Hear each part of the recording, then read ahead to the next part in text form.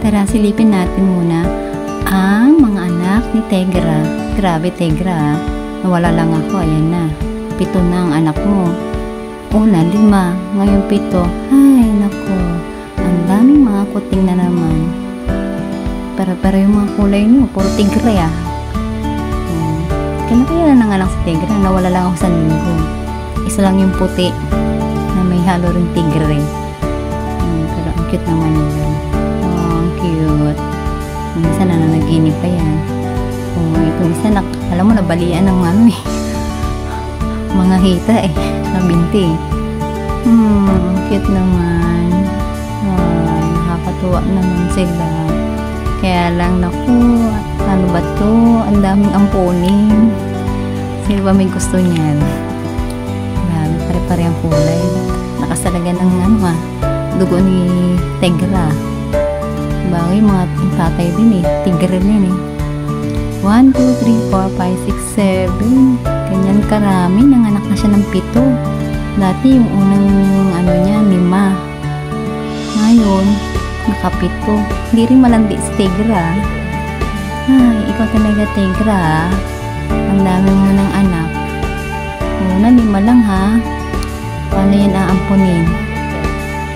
Lahat sana mabuhay. Kaya lang problema, paano ba yung Tegra? Mangingiyayag ka kasi 7 yung tidiri sa'yo.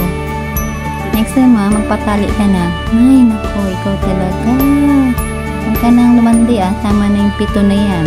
Huwag ka nang mabuntis Mabuntis ka pag malaki na yung mga anak mo Ikaw talaga Dito ka rin pala manganganak. Kung saan ka nanganak, doon din sa kahon na yun na ginawa ko mga ano na dito na yan.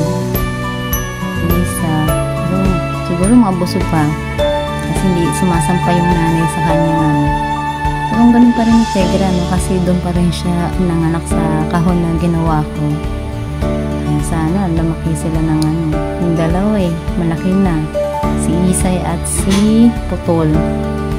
Ito, naku, puro Tegra 1, Tegra 2, Tegra 3, Tegra 4, Tegra 5, Tegra 6. Isa, white Tegra.